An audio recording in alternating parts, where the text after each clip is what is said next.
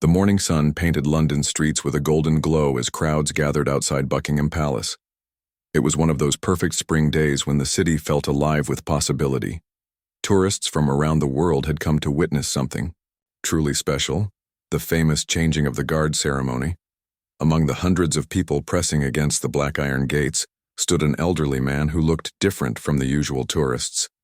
His name was Robert Chen, and at 78 years old he carried himself with a quiet dignity that came from a lifetime of service. His weathered hands gripped a simple wooden walking stick, and pinned to his worn jacket were several military medals that caught the morning light. Robert wasn't alone. Standing beside him was his granddaughter Lucy, a bright-eyed college student who had insisted on bringing her grandfather to London for what she called the trip of a lifetime. She had saved up for months working part-time jobs, determined to show her grandfather the places he had only seen in old movies. "Tell me again about the guards, Grandpa," Lucy whispered, adjusting her small backpack and pulling out her phone to take pictures.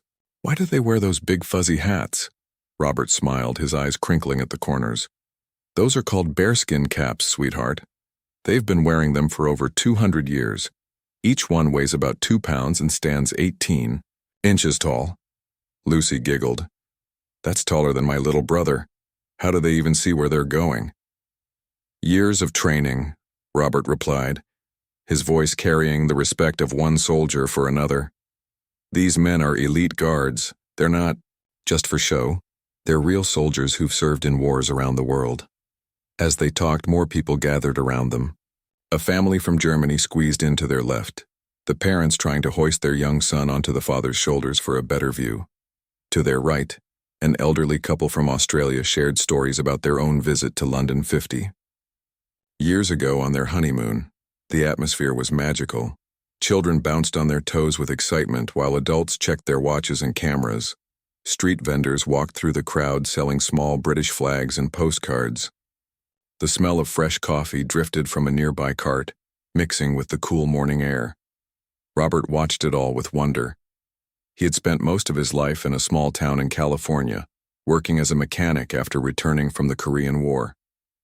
This trip to London felt like stepping into a different world, one filled with history and ceremony that his own country honored but expressed differently.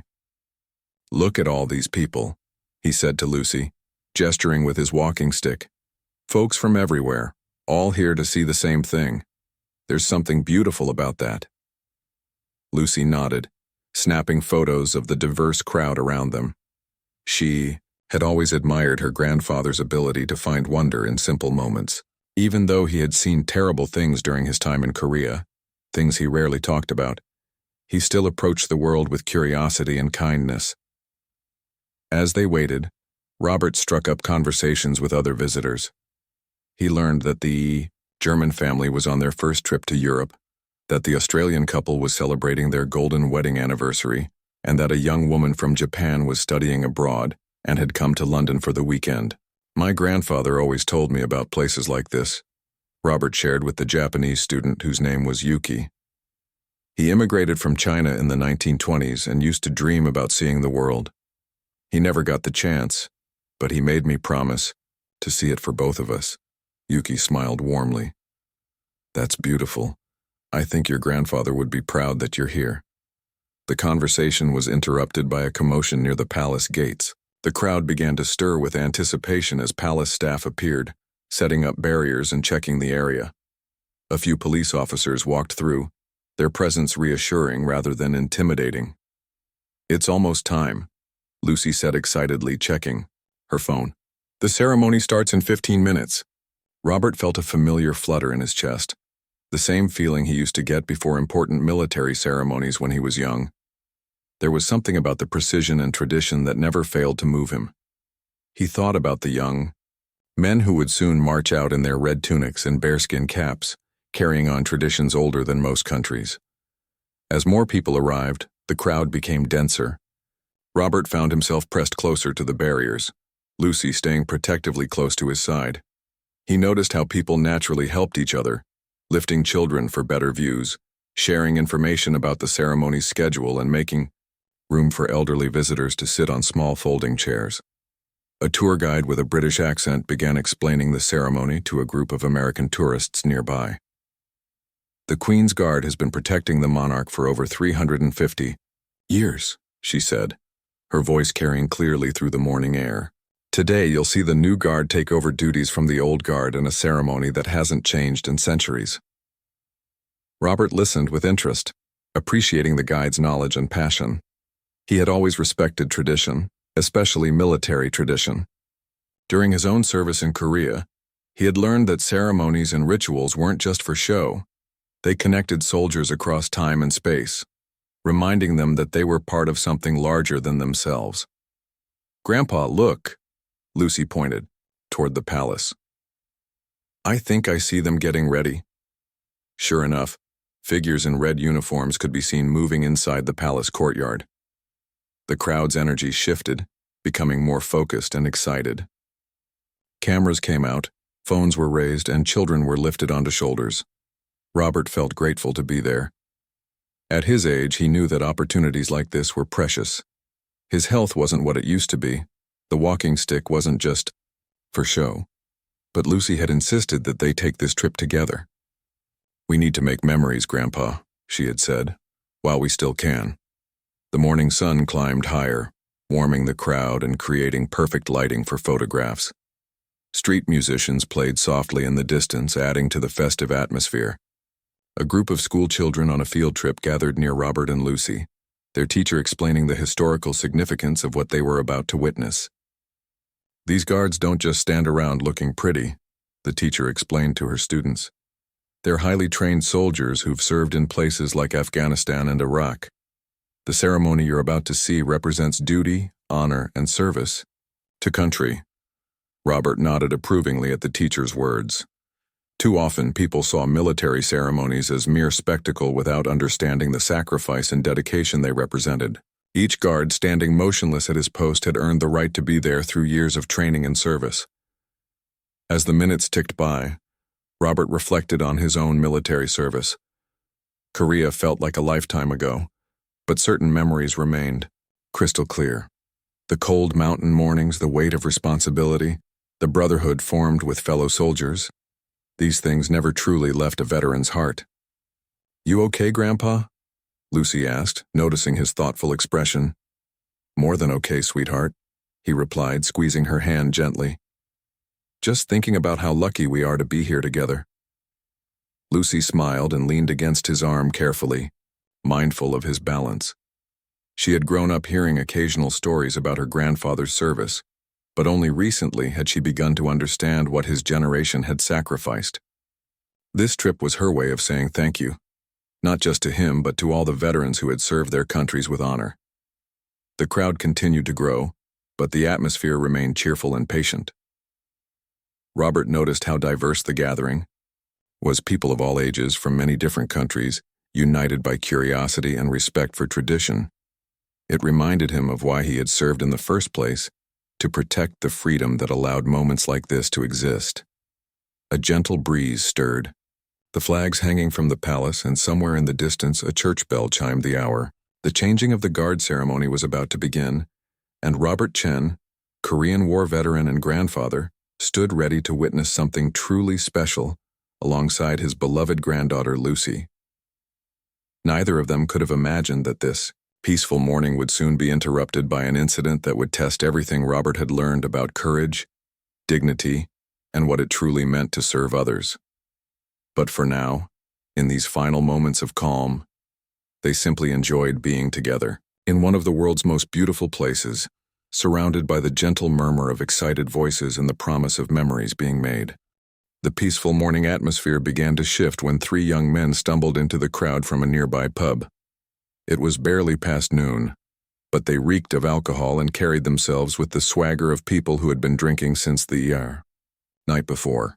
The leader of the group was a stocky man in his early 20s named Danny Walsh, whose bloodshot eyes and unsteady gait told the story of a weekend that had gone too far. Danny's two friends, Pete and Connor, followed behind him, like loyal puppies, laughing too loudly at his crude jokes and encouraging his increasingly aggressive behavior. They had started their weekend celebrating Connor's birthday, But what began as harmless fun had spiraled into something uglier as the hours wore on, and the drinks kept flowing. "Look at all these bloody tourists," Danny slurred, pushing roughly, past a family with young children. "Acting like they own the place." The crowd instinctively moved away from the trio, parents pulling their children closer, and elderly visitors stepping back toward the barriers. What had been a warm, welcoming atmosphere began to feel tense and uncomfortable. Robert noticed the disturbance but tried to ignore it, focusing instead on the palace gates where the guards were beginning to take their positions. He had dealt with troublemakers before, both during his military service and in his years working as a mechanic. The best approach was usually to avoid eye contact and let them pass by. But Danny wasn't interested in passing by quietly. The alcohol had stripped away his normal inhibitions, and the crowd's obvious discomfort only encouraged him. He began making loud, inappropriate comments about the tourists, mocking their accents and nationalities. "Oh, look," he said, pointing, "at the Japanese student Yuki. Another one taking pictures of everything. Don't they have palaces in Japan?" Yuki pretended not to hear, but her face flushed with embarrassment. Several people in the crowd shot disapproving looks at Danny, but no one wanted to confront three drunk men in such a crowded space. Lucy instinctively moved closer to her grandfather as the troublemakers approached their section of the crowd. She had grown up in a small California town where everyone knew everyone, and this kind of aggressive behavior was foreign to her. "Just ignore them, sweetheart," Robert whispered, his military training kicking in. He had learned long ago to assess threats quickly and respond accordingly. These young men were clearly intoxicated and looking for trouble, but they seemed more interested in causing general disruption than targeting anyone specifically. Unfortunately, Robert's assessment proved overly optimistic. As Danny pushed through the crowd, he accidentally bumped into Robert's walking stick, nearly causing the elderly veteran to lose his balance. Lucy quickly steadied her grandfather, shooting an angry look at the young man who had caused the near fall. "Excuse me," Robert said politely but firmly. "Could you please be more careful? There are elderly people and children here." The simple, reasonable request hit Danny like a match to gasoline.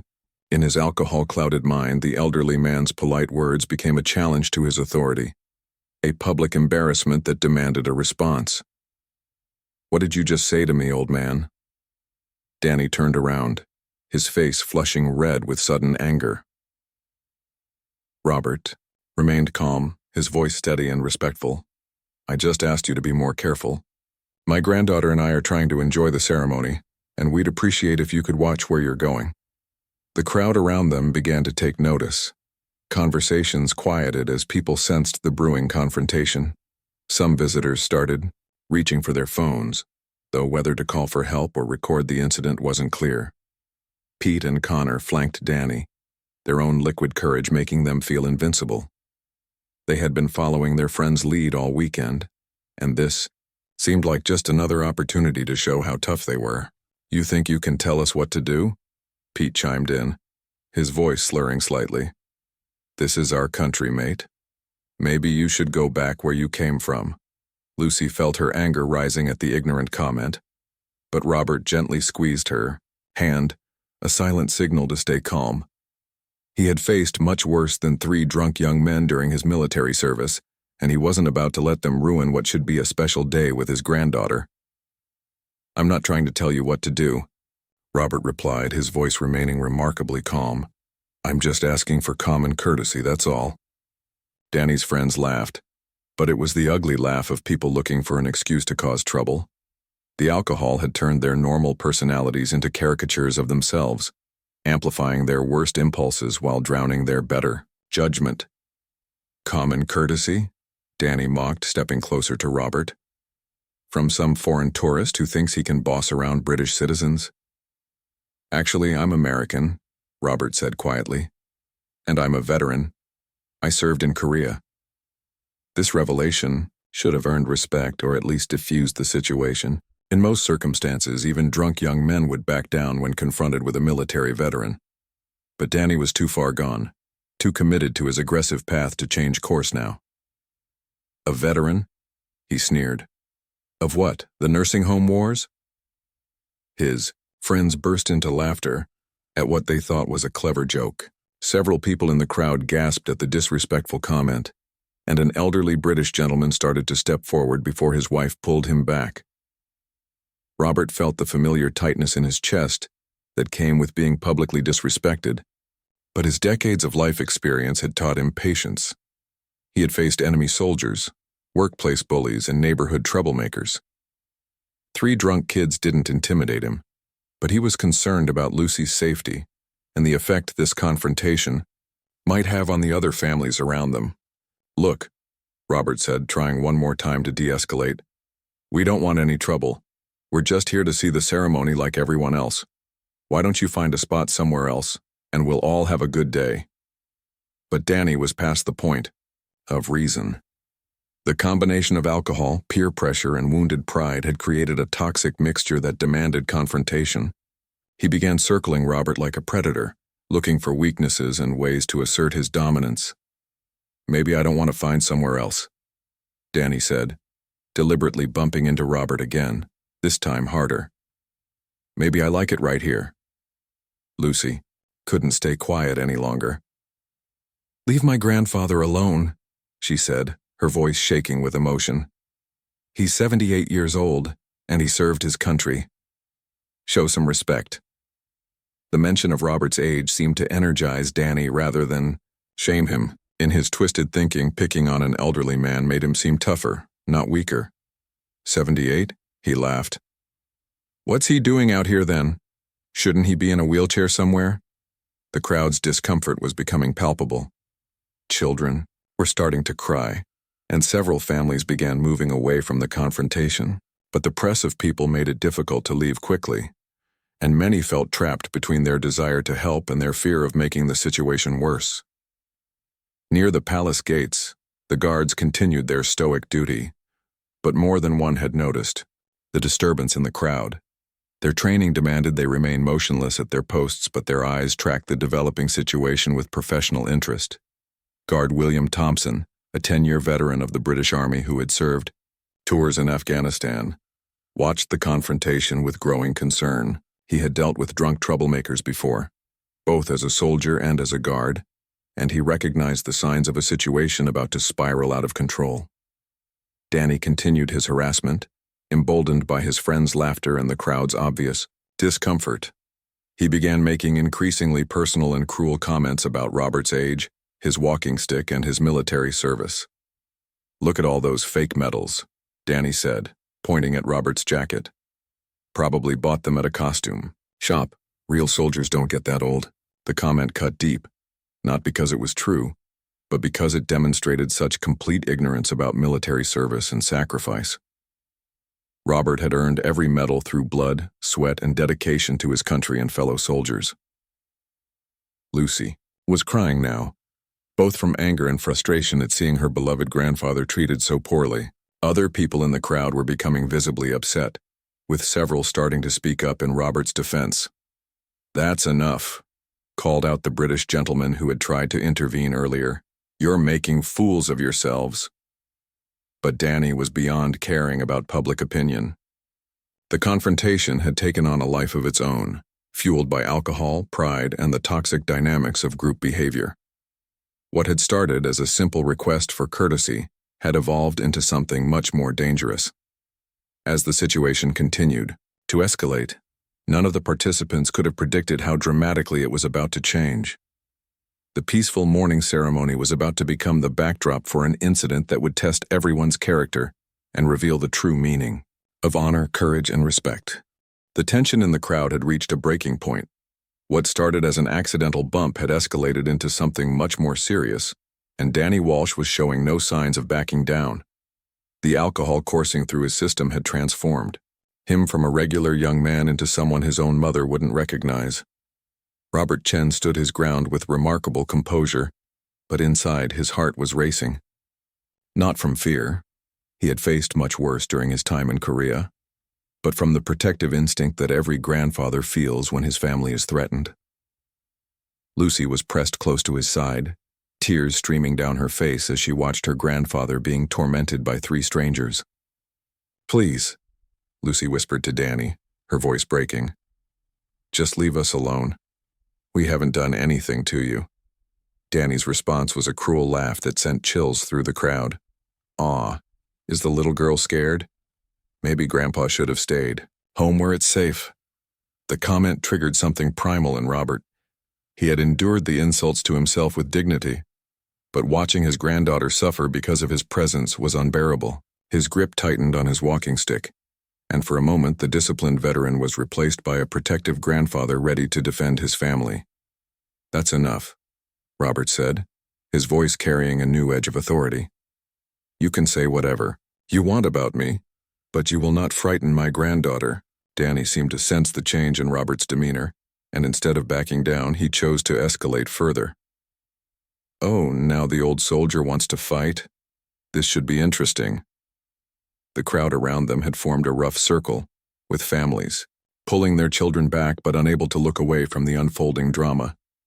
Several people had their phones out, recording what they hoped wouldn't become something tragic. Others were looking around desperately for police or security, but the nearest officers were dealing with traffic control several hundred yards away. Pete and Connor flanked their friend, feeding off the crowd's attention and their own liquid courage. What had started as a fun weekend had turned into something none of them were prepared for, but they were too drunk and too committed to their roles to change course now. "Look at him shaking," Connor taunted, pointing at Robert's hands. "Can't even hold his stick steady." The tremor in Robert's hands wasn't from fear or age, it was from the enormous effort it took to restrain himself. Every instinct honed by military training and decades of life experience told him to end this confrontation quickly and decisively. But he also knew that any physical response would likely result in serious consequences for everyone involved. "Grandpa, let's just go," Lucy pleaded, tugging at his arm. "Please, let's just leave." But leaving wasn't really an option. The crowd was too dense, and Robert's mobility was limited by his walking stick and his age. More importantly, his military training had taught him never to retreat from bullies. Sometimes, standing your ground was the only way to prevent worse things from happening. Danny seemed to sense Robert's internal struggle and decided to push even harder. He reached out and deliberately knocked Robert's walking stick to the side, causing the elderly veteran to stumble.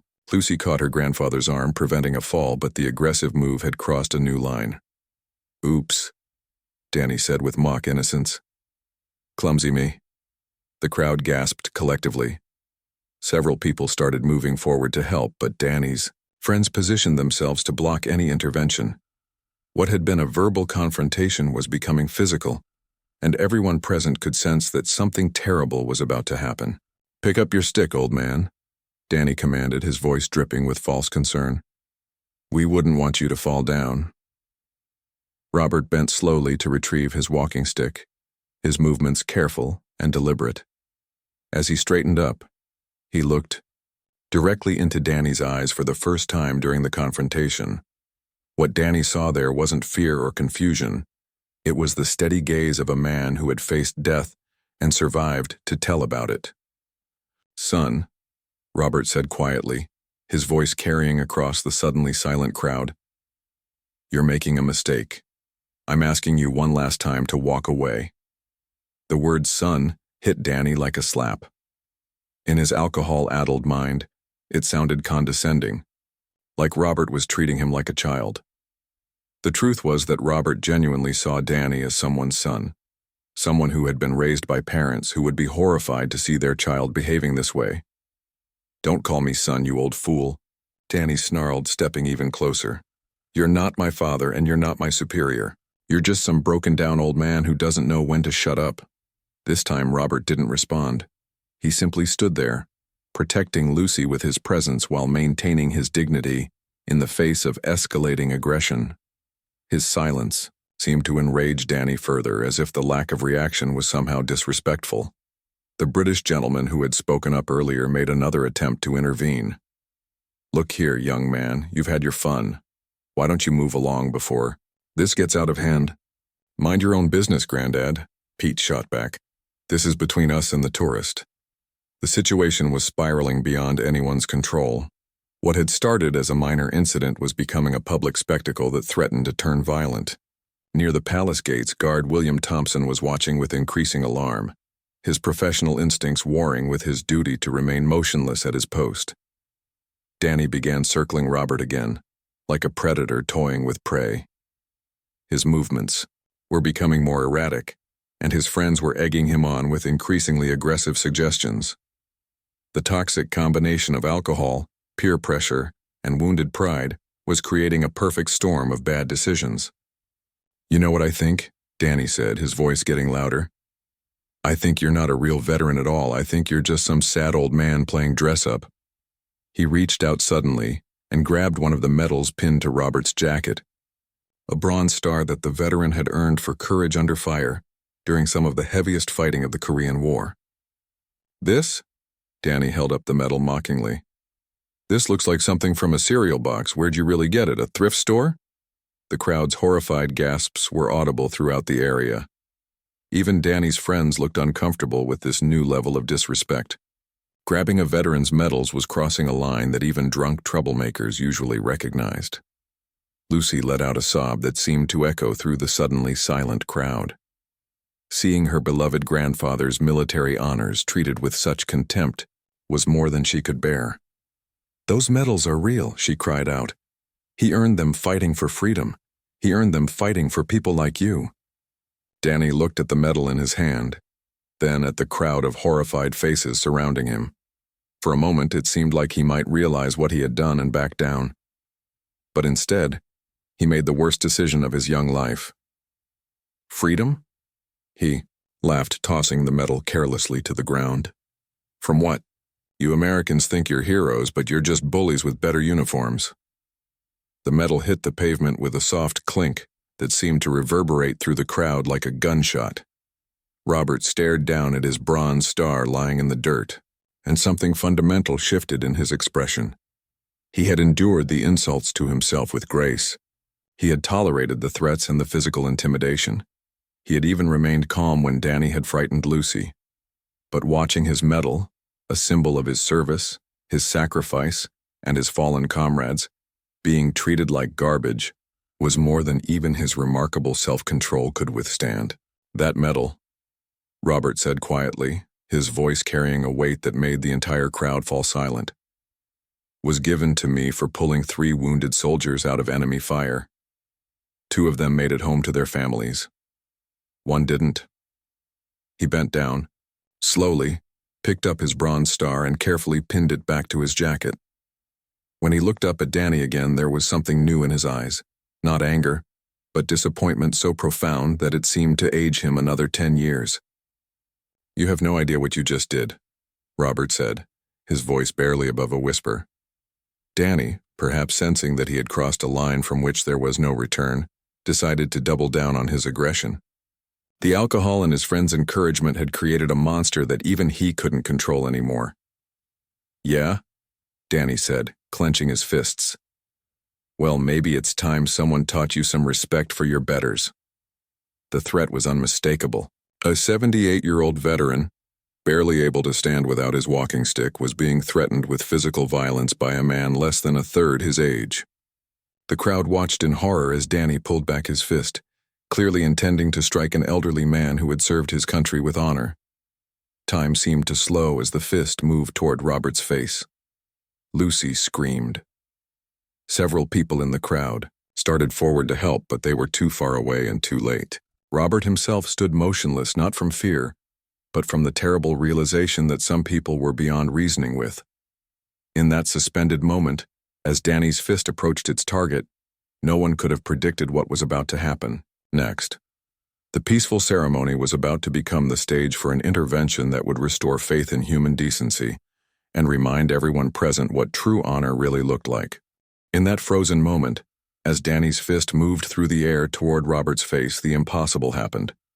A figure in red uniform appeared as if from nowhere, moving with a speed and precision that seemed to defy physics. Guard William Thompson had broken from his ceremonial position in a way that violated every protocol he had been taught, but honored something far more important than regulations.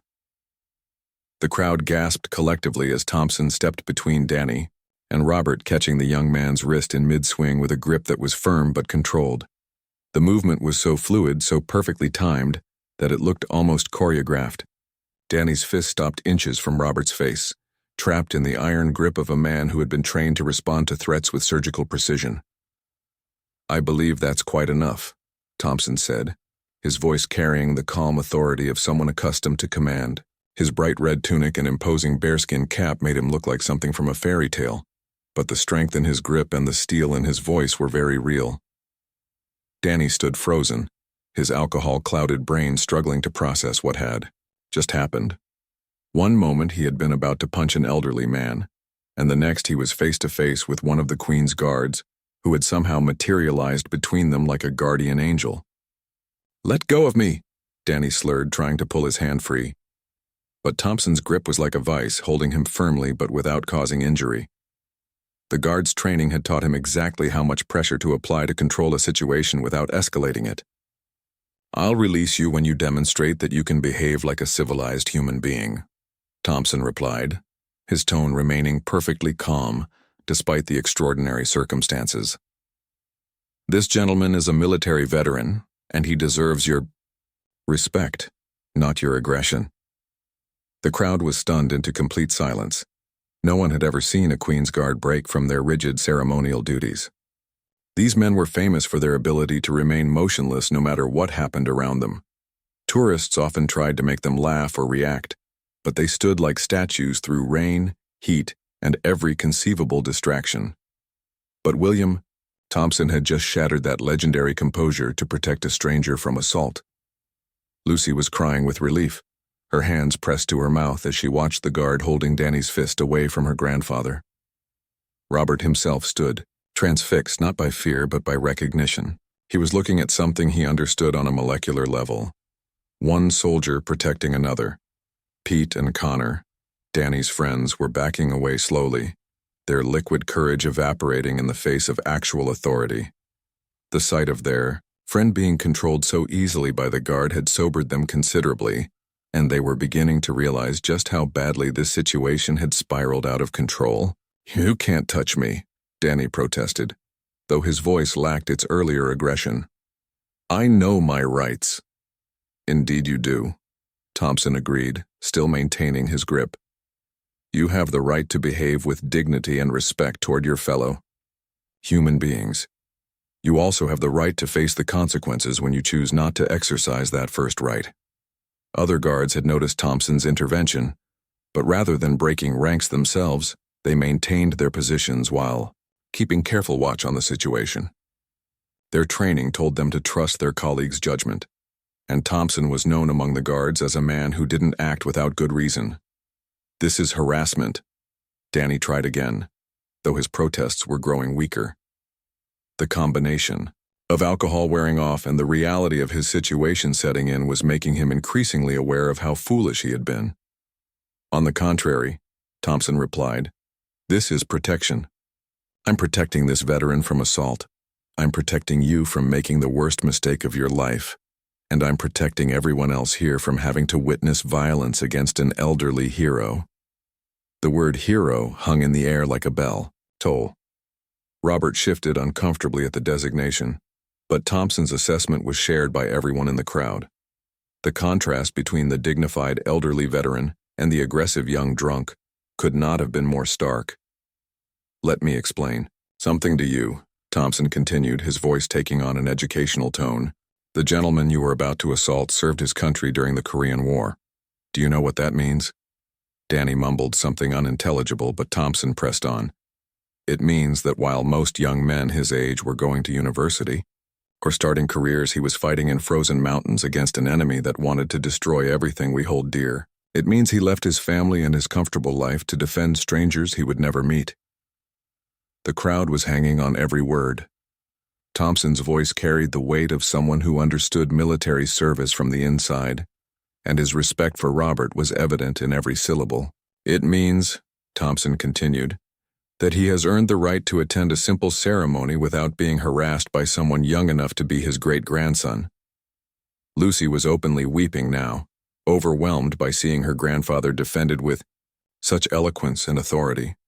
Other people in the crowd were wiping their eyes as well, moved by the guard's words and the dignity of the moment. Danny tried one more time to assert himself. He started it. He told us what to do. He asked you politely to be more careful around elderly people and children, Thompson corrected. That's called basic human decency, not aggression. The guard's grip on Danny's wrist remained firm, but not painful. His training had taught him how to control a situation without causing injury, and he was demonstrating that skill perfectly. Now, Thompson said, I'm going to release your hand. You're going to apologize to this gentleman and his granddaughter, and then you're going to leave this area quietly. Are we clear? Danny nodded reluctantly, the fight completely drained out of him. The combination of the guard's authority, the crowd's disapproval, and his own growing awareness of his behavior had finally penetrated his alcohol-clouded judgment. Thompson released Danny's wrist and stepped back slightly but remained positioned between the young man and Robert. His movement was careful and controlled, ready to intervene again if necessary. Danny looked around at the crowd of disapproving faces, then down at Robert, who was watching him with an expression of profound sadness rather than anger. The elderly veteran wasn't gloating over his protection or demanding retribution. He simply looked disappointed in the way that only a grandfather could. Danny began, then stopped. The words seemed to stick in his throat as the full weight of his actions finally hit him. He had been about to punch a 78-year-old war veteran in front of hundreds of witnesses, including children. I'm sorry. He finally managed, his voice barely audible. I'm not usually like this. Robert looked at him for a long moment, then nodded slowly. Apology accepted, son. We all make mistakes. The measure of a man is what he does after he realizes he's made one. The crowd was amazed by Robert's grace in accepting the apology. Even after being humiliated and threatened, he was extending forgiveness to someone who had shown him nothing but cruelty. Danny looked like he wanted to say more, but the words wouldn't come. His friends were already walking away, distancing themselves from the embarrassing scene. He stood there for another moment, swaying slightly, then turned and stumbled after them. As the troublemakers disappeared into the crowd, Thompson did something that surprised everyone present. He turned to face Robert and came to rigid attention, his heels clicking together with military precision. Then, slowly and with perfect form, he rendered a crisp salute to the elderly veteran. "Sir," he said, his voice carrying clearly through the silent crowd. "It has been an honor." The crowd held its collective breath as Robert, despite his walking stick and his age, straightened his shoulders and returned the salute with the muscle memory of a soldier. For a moment, the 78-year-old veteran and the young guard were connected across generations and nationalities by the timeless bond of military service. "The honor is mine, soldier," Robert replied, his voice thick with emotion. Thompson held the salute for several seconds before lowering his hand. Then he did something even more unexpected. He stepped forward and spoke quietly to Robert. Their conversation private despite the crowd surrounding them. "My grandfather served in Korea," Thompson said softly. "He used to tell me stories about the American soldiers who fought alongside the British forces. He always said they were the finest men he ever knew." Robert's eyes filled with tears at the personal connection. "What was your grandfather's name?" "James Thompson, Royal Ulster Rifles," the guard replied. "He was at the Battle of the Imjin River." Robert's face lit up with recognition. "I was there, too. April 1951. That was a hard fight." The two men looked at each other with the understanding that comes only from shared sacrifice and mutual respect. They represented different generations and different armies, but they were bound together by the universal language of military service. "Thank you," Robert said simply. "Not just for protecting me, but for honoring what we all fought for." Thompson nodded and began to step back toward his position, but the crowd had other ideas. Spontaneous applause erupted from hundreds of spectators who had witnessed something extraordinary. The clapping grew louder and more sustained, accompanied by cheers and expressions. As Guard William Thompson resumed his ceremonial position, the crowd began to settle back into the rhythm of the morning's events. But something fundamental had changed. The changing of the guard ceremony, which had been just another tourist attraction moments before, now felt deeply meaningful to everyone who had witnessed the intervention. Robert Chen stood quietly beside his granddaughter Lucy, both of them still processing what had just happened. The elderly veteran's hands were steady now, no longer trembling with the effort of restraint. The immediate threat had passed, but the impact of Thompson's actions would resonate far beyond this single morning. "Grandpa," Lucy whispered, wiping tears from her cheeks. "That was incredible. Did you really know his grandfather?" Robert nodded slowly, his mind traveling back to those frozen Korean hillsides more than 70 years ago. "The Battle of the Imjin River was one of the bloodiest fights of the war," he said quietly. "British and American forces fought side by side for 3 days against overwhelming odds. A lot of good men didn't make it home." Lucy squeezed her grandfather's arm, beginning to understand the deep connections that existed between veterans across time and nationality. The salute she had just witnessed wasn't just a gesture of respect. It was a bridge spanning decades and continents, connecting two men through their shared commitment to serving something greater than themselves. Around them, other visitors were sharing their own reactions to what they had seen. The German family was explaining to their young son why the guard's actions had been so important. The elderly Australian couple was reminiscing about their own father's military service during World War II. The Japanese student, Yuki, was quietly taking notes, recognizing that she had witnessed something worth remembering. "Excuse me," said a gentle voice behind Robert. He turned to see a middle-aged woman in a neat business suit, her face showing the unmistakable signs of recent tears. "I'm Rebecca Matthews from the Palace staff," she said, extending her hand. "I witnessed what happened here, and I wanted to personally thank you for the dignity and grace you showed during that difficult situation." Robert shook her hand, somewhat embarrassed by the attention. "I didn't do anything special, ma'am. That young man, Guard Thompson, he's the one who deserves thanks." "Indeed he does," Rebecca agreed, "and he'll be receiving formal recognition for his actions. But you, sir, demonstrated something equally important. You showed that a true soldier never loses his composure, even in the face of unprovoked aggression." Shimo paused, glancing around at the crowd that was still talking animatedly about what they had witnessed. "Would you and your granddaughter be willing to accept a personal tour of the palace this afternoon? As guests of the royal household?" Lucy gasped in excitement, but Robert hesitated. "That's very kind, but we wouldn't want to impose." "Sir," Rebecca said firmly, "after what you've been through this morning, it would be our honor to show you the respect you deserve." Before Robert could respond, he felt a tap on his shoulder. Turning around, he found himself face to face with a young man holding a smartphone, but this wasn't another tourist looking for a selfie. "Mr. Chen?" the young man said. "I'm David Park from the BBC. I was here filming a story about tourism when that incident occurred. Would you be willing to speak with us about what happened?" Robert looked uncertain, but Lucy encouraged him. "Grandpa, people should hear about this. They should know what really happened." As word spread through the crowd that the BBC was interested in the story, other journalists began to appear. What had started as a local disturbance was quickly becoming something much larger. Videos taken by tourists were already being uploaded to social media, and the story was beginning to spread across the internet.